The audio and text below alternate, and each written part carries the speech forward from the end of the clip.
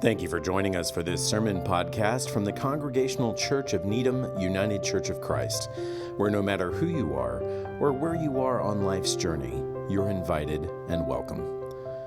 This sermon for Sunday, August 25th, 2019, is entitled Unbent. It's a reflection on a reading from the Gospel according to Luke, chapter 13, verses 10 through 17. If you enjoy this podcast and would like to learn more about our open and affirming ministry at Congregational Church of Needham, simply head over to our website, www.needhamucc.org. Thank you. Our reading today comes from the New Testament, from the Gospels, from the Gospel according to Luke, chapter 13, verses 10 through 17. Let's listen together for a living word from God for us in these words from Luke chapter 13. Now Jesus was teaching in one of the synagogues on the Sabbath. And just then there appeared a woman with a spirit that had crippled her for 18 years. She was bent over and was quite unable to stand up straight. When Jesus saw her, he called her over and said, "Woman, you are set free from your ailment." When he laid his hands on her, immediately she stood up straight and began praising God. But the leader of the synagogue, indignant because Jesus had cured on the Sabbath, kept saying to the crowd, "There are 6 days on which work ought to be done. Come on those days and be cured, and not on the Sabbath day." But the Lord answered him and said, "You hypocrites! Does not each of you on the Sabbath untie his ox or his donkey from the manger and lead it away to give it water?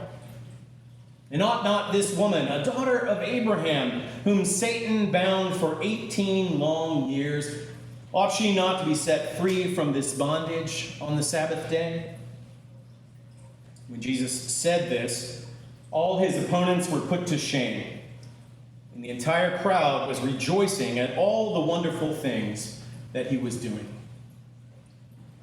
Friends, God is still speaking to the world.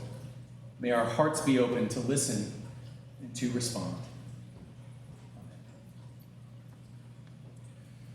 I don't think I'm giving away trade secrets to let you know that some sermons, some Bible stories, and therefore some sermons are easier to preach than others. And this one, from Luke chapter 13, makes for very easy reading and a very easy sermon. After all, it's such a straightforward story. One of several such snapshot stories in the Gospels. Stories of Jesus' miraculous healing power. And the way that even this most pastoral part of Jesus' ministry brings him into conflict with the religious establishment of his day. The setting, as it so often is a Sabbath day, and Jesus, as he so often is in the synagogue, as was his habit as a faithful Jewish believer. And he's teaching there in the synagogue, again, as he often did. But on this particular occasion, while he's teaching, while he's preaching, a woman appears in the crowd. A woman, we are told, who has spent the last 18 years of her life bent over, hunched over, her body twisted with some sort of spinal contortion. Can you imagine? 18 years. 18 years unable to lift her head, unable to look at anyone or anything other than the small patch of ground around her feet. 18 years likely spent in chronic pain, unable even to stretch out or lie down uncomfortably. How does she sleep? 18 years of social and religious stigma in a time when physical illness was deemed a spiritual disqualification, likely the result of demonic activity, if not an outright sign of some actual moral failing and a punishment from God. So glad those days are past, right? And as if the stigma of being a woman in that time and place were not enough, she is a woman, as we are told, with a chronic illness. Well, that woman doesn't get married. That woman doesn't get to have children. Even in the synagogue, particularly there, that woman gets to stand at the back of the women's section, where there's a pew cut out in the corner just for her, if she's allowed in at all. Allowed to be seen but not heard, and preferably seen but not noticed. Jesus notices her. And what's more, or what's worse, depending on your point of view, Jesus speaks to her. He actually interrupts his sermon and the flow of everyone's worship experience to speak directly to her. He calls the woman to come forward and makes her the center of attention. And there, in front of God and everyone, Jesus pronounces her cured. Woman, you are set free from your ailment. And then he enacts that cure by laying his hands on her twisted body. And immediately, she is healed. For the first time in 18 long years, the woman stands up straight, praise God. And she does. But that's not the end of the story. Because the leader of the synagogue is shocked, we're told, just shocked, to see that Jesus has healed this woman. Not that there's anything wrong with healing, of course. That's just wonderful, praise God. But not this way. Not this day of all days. Not right in the middle of a Sabbath worship service. After all, this was a preaching service, not a healing service. The board of directors of the synagogue has set aside third Thursdays at 7 o'clock for healing services. But this is the Sabbath. This is everyone's worship experience. This is not just about her. And it's the Sabbath, the day God commanded to set aside as a day of rest, when no work should be done. And this healing, wonderful as it is, well, that's work, isn't it? Not worship. And all these folks have come here to worship. A worship experience you've just interrupted with your outburst, madam. So if you could just stop being healed, please, and come back third Thursdays at 7. Well, we'd all appreciate that. Now, if we could just get back to where we were. Jesus is having none of it. He knows a ripe teaching moment and a moving sermon illustration when he sees one. So gesturing to the woman still standing there, he calls out to the leader of the synagogue, the leaders of the synagogue, in front of the whole crowd, "You hypocrite! No doubt you'd untie your ox or your donkey to lead it to water on the Sabbath. That's allowed by law, isn't it? And this woman, broken as she is, she's worth at least as much as any dumb animal, isn't she? I tell you, despite her infirmity, she is a child of Abraham every bit as much as the rest of you. So why should she have to wait one moment longer than necessary to be healed, even if it is the Sabbath? Healing isn't just work, it's the work of God. And so it's the proper worship of God's people. And what day isn't appropriate to worship God in this way, in acts of justice, peace, and compassion? And in this way, we're told, and nearly every commentator since has repeated, Jesus gave the woman back not just her health, but also her dignity and her standing in the community of faith, her humanity. And the crowd in the synagogue burst into uproarious applause. Like I said, it's a simple story. It's a straightforward story, and it makes for an easy and almost immediately satisfying sermon. Yay, Jesus! Way to take the inherited tradition and take it further and turn it on its ear for the sake of the lowest and the least, the oppressed and the marginalized, the downtrodden, even the diseased and disabled. So Jesus, you know I'm a fan. And I hope you'll understand when I say, with all due respect, it's not enough. This story told this way, this simple, straightforward reading of the story is not enough. You, Jesus, didn't go far enough. Because as wonderful as it sounds, perhaps to us, what's better than a healing story, for God's sake? Still, there's something missing. I wonder if you, listening here today, noticed that. Noticed it. What's missing from this story? Anyone? Unlike most questions asked in sermons, this is not meant to be rhetorical. Joan. It's a story of charity, but not justice. He's healed her, but he hasn't changed the order of things in the temple. So it's a story of charity, not justice. Right. Right? And we're told, a wonderful illustration, charity is pulling drowning people out of the river, and justice is walking upstream to stop whoever's throwing them in. Right? Literally, what's missing from this story?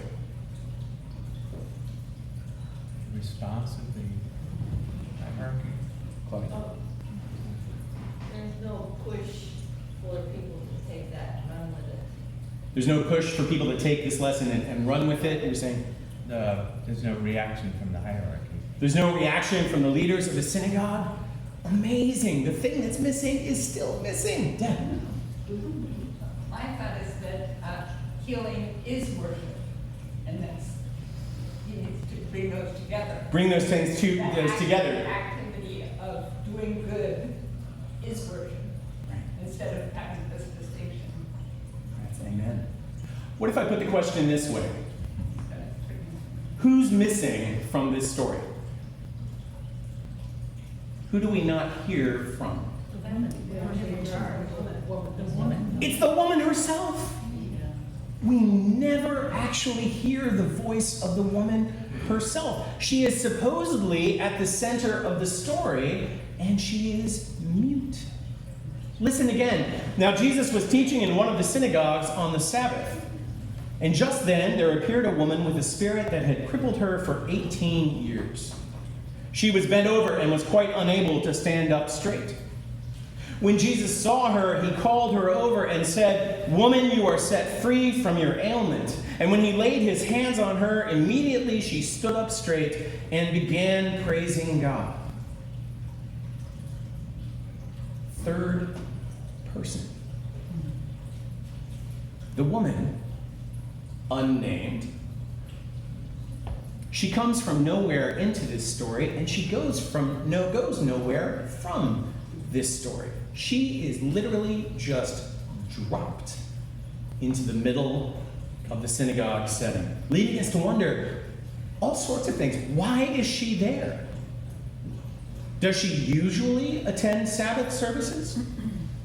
Has she been going to Sabbath services at this particular synagogue for 18 years, praying every time for her healing? Or did she just decide to go today? And if so, why? Was it that she had heard about the healings that this itinerant preacher and prophet Jesus had done elsewhere and decided to seek him out for herself? The story doesn't tell us. And it doesn't want us to ask. It doesn't want us to ask about her life before and after this moment, because for the point of this story, that's not important. What's important for the story is her illness. She is the bent over woman. She is the crippled woman. She is the disabled woman, not the woman with a disability. And she is useful for the purposes of this story only for that. Sure, Jesus sees her. He doesn't just look at her like everyone else, but he notices her and he sees her, we're told. And sure, he calls her from the margins in toward the center. And what's more, he actually speaks to her. All of these things, groundbreaking and rule-breaking behavior in his context. But he doesn't actually allow her to speak. He doesn't ask her her name or her story. And unlike in some other healing stories, Jesus also doesn't ask her permission before he touches her and heals her and changes her life forever. What's more, he goes on to use her as an object lesson for a teaching to the leader of the synagogue and the larger crowd. Look at her, he says. Look at this poor woman. Look at her. She's worth more than just some ox or donkey, isn't she? And sure, of course she is, but Jesus, ouch. You're making a good point and making a fantastic point. But the way you are making it leaves something to be desired. In fact, in the course of the whole story, the woman herself never speaks. Or rather, her words are never reported beyond a vague third-person report. She began praising God. Now, of course, we may say, as the church has said for a long, long time, but it's not her story. It's Jesus' story. Which is true, the way it's told. But it's her illness. It's her body. It's her experience. It's her life. It is her story. Why in the world would we not want to hear it from her lips? She's more than an object, of course, and also more than an object lesson.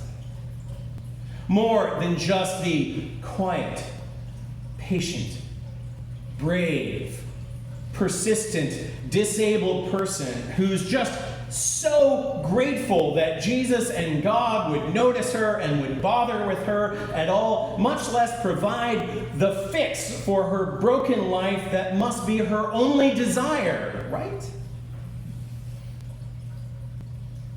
If you yourself live with a chronic illness or chronic pain or some kind of visible disability in particular, how many times have you heard that?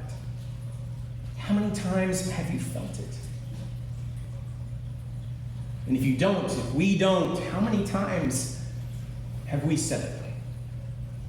Even in the church, or implied it, or designed worship, or built buildings with this understanding in mind. No, it's not enough. I'm not holding Jesus to the standard of knowing everything that we know now and only so very recently about the lives of people who live with disabilities, not disabled persons. But I am expecting more. And I think Jesus himself would want more. Jesus himself wants us to go further, to take it further, to further his work of justice and peace and compassion in the world in ways that he couldn't even imagine from his particular location in time and space. After all, in another gospel, in the gospel according to John, chapter 14, verse 13, Jesus says this really unexpected thing. He looks at his disciples gathered as they are on the very last night of his life, and he looks at them when they are celebrating all that he is and has been for them in their lives and all that they imagine he might mean on a more cosmic scale. But Jesus turns to them and says this, "Very truly, I tell you, the one who believes in me will also do the works that I do. And in fact, will do greater works than these." In the course of the story, Jesus takes the inherited tradition in which he grew up, in which he himself lives and moves, and pushes it further. He brings together pieces that tradition has customarily held apart, worship and the work of justice, for instance. And he brings them together in new ways, and he pushes the ball further and further down the road towards God's intended purposes and God's intended reign of justice, peace, and compassion, and expects us not to WWJD, not just to do what Jesus would do, but to do what Jesus himself couldn't even imagine would need doing. Jesus sends us the gift of the Holy Spirit to inspire us, not just to recapitulate his own historic ministry, but to take it further. To listen for the voices on the margins. Not to use them as props in our own, even well-intentioned morality play, but to listen for the stories they have to tell us about their experience of God and the world around us, and to believe them. To listen for this woman's story and all the women who stand with her. To understand that there is something at her core. That despite whatever her physical and social situation might be, despite whatever life has done to her, there is a life in her, an image of God that is inside her and in all of us that remains unbent. That's a much more complicated story. And from my point of view, it's a much better sermon. And I trust and hope that Jesus will understand. That Jesus is encouraging us, not just to go out and do likewise, but to go out and do more. And so, beloved, if you've heard the word of God preached here today, remember to give all honor and glory to our one God, Creator, Christ, and Holy Spirit. Amen. I selected our hymn this morning very intentionally, and it was a challenge because I found not a lot, but I found some hymns that were trying to talk about women's experience in the world. But they were all third person too. And so instead I settled on these words, first person words. Words, we are told, first spoken and sung by Mary, the mother of Jesus. I would imagine that Mary is the one who taught Jesus to go further and taught him to teach us to go further as well. So let's listen and sing for ourselves Mary's story.